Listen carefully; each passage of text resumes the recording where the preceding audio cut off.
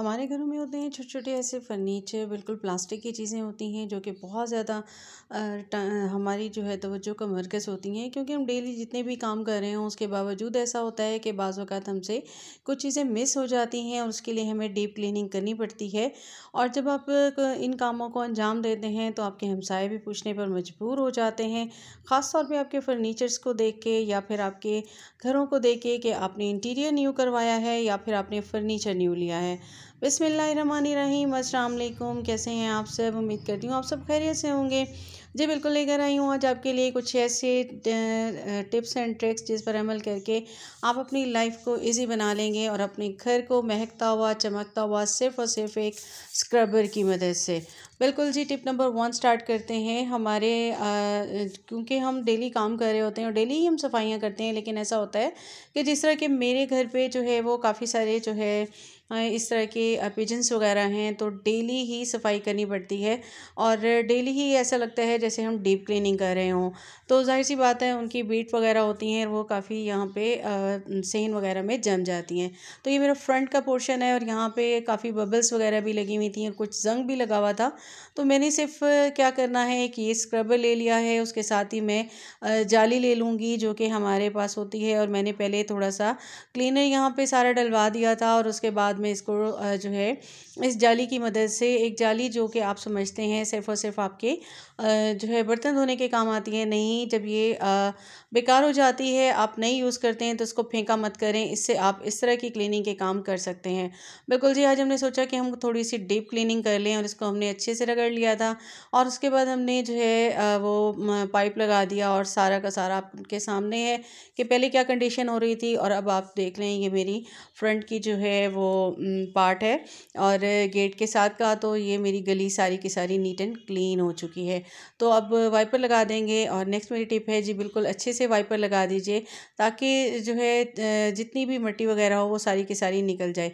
अच्छा, साइकिल्स वगैरह होती हैं बच्चों की, तो जब भी आप पाइप लगाएं तो साथ ही इनकी धो दिया करें, क्योंकि उससे फिर मिट्टी जो है वो अंदर बाहर नहीं आती। तो देखिए जी, बिल्कुल नीट एंड क्लीन हो चुका है और ड्राई भी हो चुका है। आ जाते हैं नेक्स्ट टिप की तरफ। तो इस तरह से हमारे जो ये बाहर सिंक लगे हुए होते हैं, तो अक्सर यही होता है कि ज़ाहिर सी बात है ये बाहर बिल्कुल लगा होता है, तो इस पर काफ़ी जंग भी हो जाता है। ये आप इसकी टैप वगैरह पे देखें और इसी तरह से इस पर मिट्टी काफ़ी जम जाती है। तो यहाँ पे भी हमने हार्पिक को जो है गिरा दिया था और उसके साथ ही हम यहाँ पे यूज़ करेंगे पेस्ट को, जो कि हमारे ख़त्म हो चुके होते हैं, लेकिन फिर भी उनके अंदर काफ़ी सारा टूथपेस्ट जो है वो रह जाता है। यहाँ मैंने ले लिया था एक स्पंज और साथ में ही ले लिया है बिल्कुल एक जो हमारी जाली होती है, स्क्रबर होता है उसी को। और उसके बाद इसको अच्छे से जो है यहाँ पे स्क्रब करना शुरू कर दिया। 10 मिनट के लिए हमने इसे छोड़ दिया था और उसके बाद हमने इसको अच्छे से स्क्रब करना है। और जो ये आपकी टैप है, इस पर आपने ख़ास तौर पे टूथपेस्ट को लगा के अच्छे से स्क्रब करना है। और ये आप स्क्रबिंग करते करते हुए इसको आपने बिल्कुल नीट एंड क्लीन कर लेना है। ठीक है, इस पर थोड़ी सी ज़रा मेहनत होगी क्योंकि काफ़ी टाइम से ये ज़ाहिर है इसको हमने नहीं देखा और बिल्कुल बाहर सिंक में होती है और इसको हम ऐसे ही बस जस्ट वाटर से ही वॉश कर लेते थे, तो इस पर जंग भी बहुत ज़्यादा था। तो अब आप देख सकते हैं कि इसको हमने थोड़ा सा स्क्रब किया और उसके बाद ये नीट एंड क्लीन हो गया। अब इसको हम वॉश कर लेंगे और आप देखेंगे कि इसका जो है ये कितना नीट एंड क्लीन हो चुका है। अच्छा, आ जाते हैं अपनी नेक्स्ट टिप की तरफ। तो इसके जो आसपास का पार्ट होता है और ख़ास तौर पे सिंक के नीचे का, तो इसको भी आप अच्छे से जो है इस तरह से इसको भी इसी जाली की मदद से आप वॉश कर लेंगे और आप देखेंगे कि इस पर टूथपेस्ट लगा हुआ था, तो ये अच्छे से जो है नीट एंड क्लीन हो चुका है। आ जाते हैं अपनी नेक्स्ट टिप की तरफ। तो हमारे लाउंजेस में ये जो हमारी वॉल्स होती हैं, बिल्कुल कॉर्नर के जो पार्ट होते हैं, ये अक्सर ही हमसे जो है वो छूट जाते हैं क्योंकि पोछा वगैरह लगाते हुए। और बाज़ औक़ात ये ऐसी जगह होती हैं जहाँ बच्चे चीज़ें गिरा देते हैं, तो आपने यहाँ पहले हार्पिक लगा के छोड़ देना है। अच्छा, मैंने हार्पिक लगा के छोड़ दिया था और उसके बाद मैंने यहाँ पे इसी स्क्रबर, इसी जाली की मदद से जो है मैंने इसको अच्छे से रगड़ दिया और नीट एंड क्लीन हो गया। आ जाते हैं अपनी नेक्स्ट टिप की तरफ। तो इसी से जाली को हमने ले लेना है और हमने ले लिया है यहाँ पे एक टूथब्रश और उसके ऊपर इसे इस तरह से हमने फिक्स कर दिया और पानी में हमने डाल लिया था मीठा सोडा और साथ में थोड़ा सा सर्फ और ये हमारा जो है वो क्लीनर बन गया था। और अब हम इसको अच्छे से यहाँ पे जो है वो लगाते जाएंगे और जो है इसको नीट एंड क्लीन करते जाएंगे। अच्छा, जो हमारी ये काउंटर टॉप होते हैं ख़ास तौर पे चूल्हे के साथ के, तो इसको हम डेली तो साफ़ कर रहे होते हैं, लेकिन बाज़ औक़ात यही होता है कि ये इनके पार्ट्स जो है थोड़े बहुत रह जाते हैं, और ज़ाहिर है डेली खाना बन रहा होता है तो चिकनाई वगैरह होती है। और स्पेशली जो इनके ये पार्ट्स होते हैं जहाँ पे ये पार्टीशंस होती हैं और ये लाइंस बनी होती हैं, तो इनके अंदर जो है वो मैल काफ़ी फंस जाता है।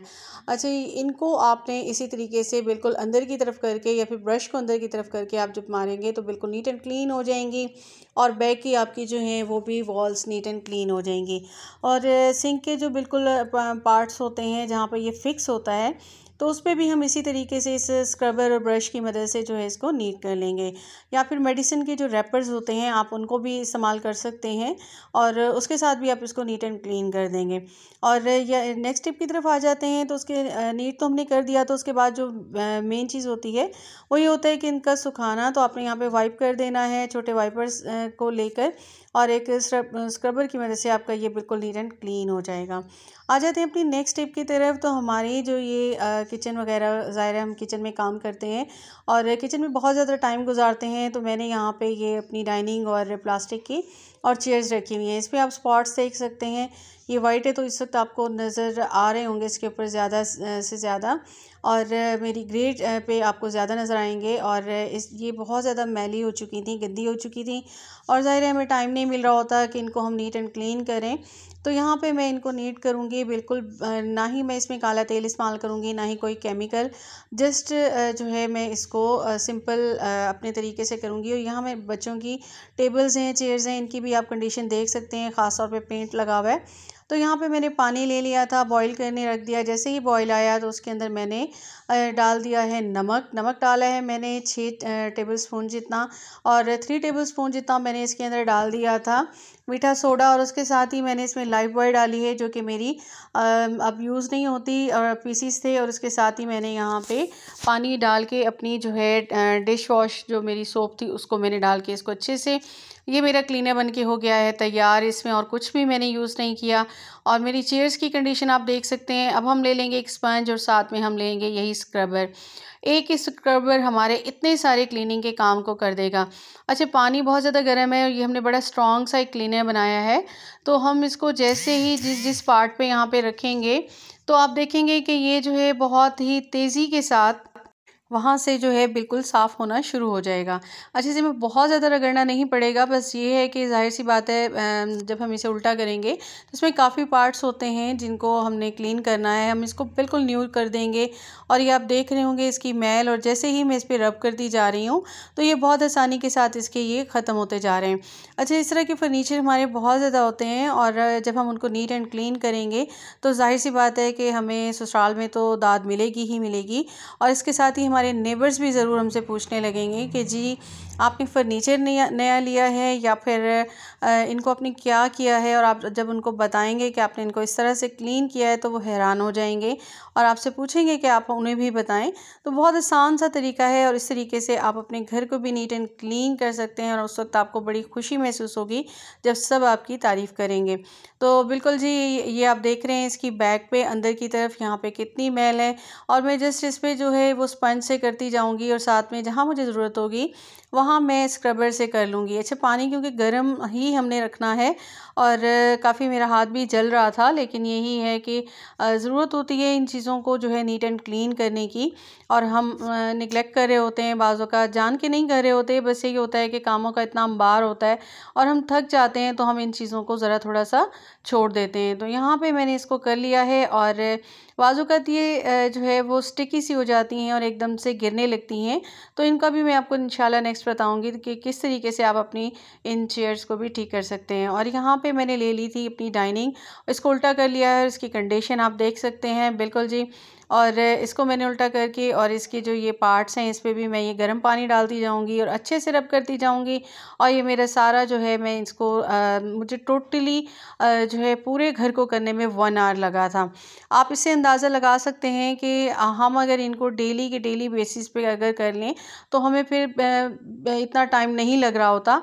लेकिन फिर भी ज़ाहिर है हम कर तो रहे होते हैं, लेकिन कुछ चीज़ों को हम छोड़ देते हैं। और अब मैंने जब पूरे घर की डीप क्लीनिंग की तो मुझे 1 घंटा लगा, वरना ज़ाहिर सी बात है अगर मैं इसको इन चीज़ों को मैं ना कर रही होती तो मैं 15 से 20 मिनट में सारे का सारा काम कर लेती।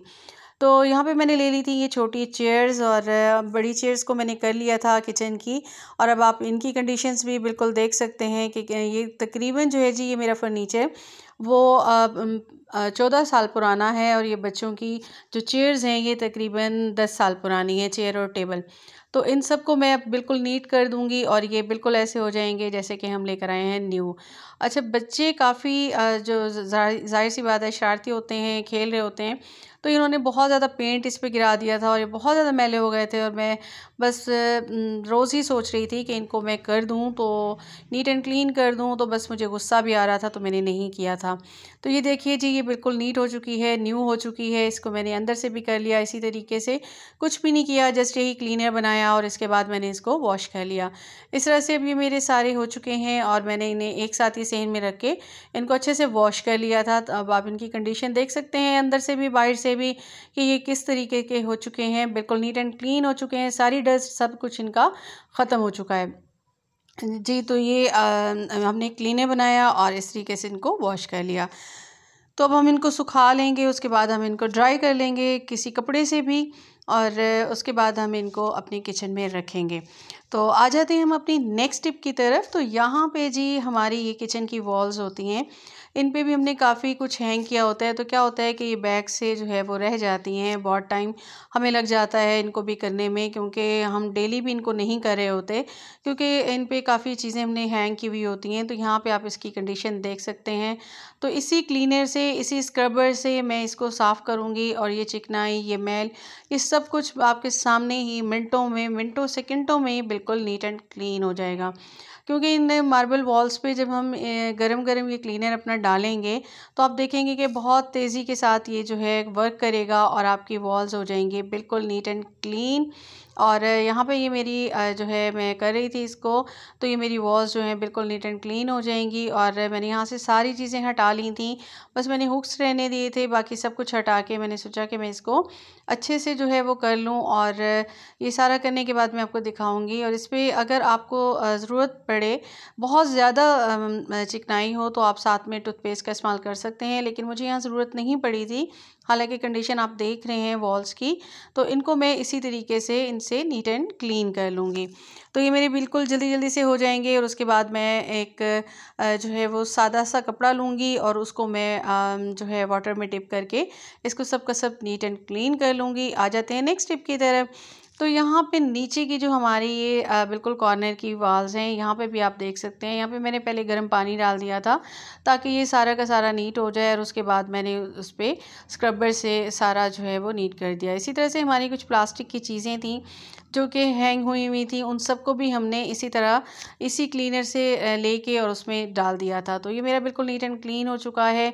और किचन एक ऐसी जगह होती है जहाँ हमने दिन का जो है वो ज़्यादातर हिस्सा, तकरीबन हम 12 से 15 घंटे गुजार रहे होते हैं, तो इसको नीट एंड क्लीन रखना हमारे लिए बहुत ज़रूरी होता है। तो यहाँ पे मैंने सारी चीज़ों को हैंग कर दिया और वापस डाइनिंग को भी रख दिया। और देखिए बिल्कुल आपका दिल खुश हो जाता है जब आप इस तरह से अपनी किचन को देखते हैं, बिल्कुल नीट एंड क्लीन, और चाय का एक कप हो और बैठ जाएं सुकून के साथ, और दिल को खुशी महसूस होती है, पूरा घर चमकता दमकता। और यहाँ पे जी ये मेरा डिस्पेंसर था, तो इसको भी मैंने यहाँ पे इन्हीं जो है क्लीनर से वॉश कर लिया था। ये भी मेरी एक नेक्स्ट टिप है। और उसके बाद जो है मेरा सारा घर चमकता दमकता। और कैसी लगी आपको मेरी आज की ये वीडियो और आज का कंटेंट आपको कैसा लगा? उम्मीद करती हूँ आपको मेरा कंटेंट पसंद आएगा। और उसके साथ ही मैं थैंक्स कहना चाहूँगी दुनिया शायरी को। ने बहुत अच्छे कमेंट किए थे। दुनिया शायरी ने मेरे हमेशा ही करती हैं जब भी वो मेरी वीडियो को देखती हैं। और आगे भी उम्मीद करती हूँ कि आप मेरी वीडियोस को लाइक करेंगे, चैनल को सब्सक्राइब कीजिएगा। इजाज़त दीजिएगा। अल्लाह हाफ़िज़।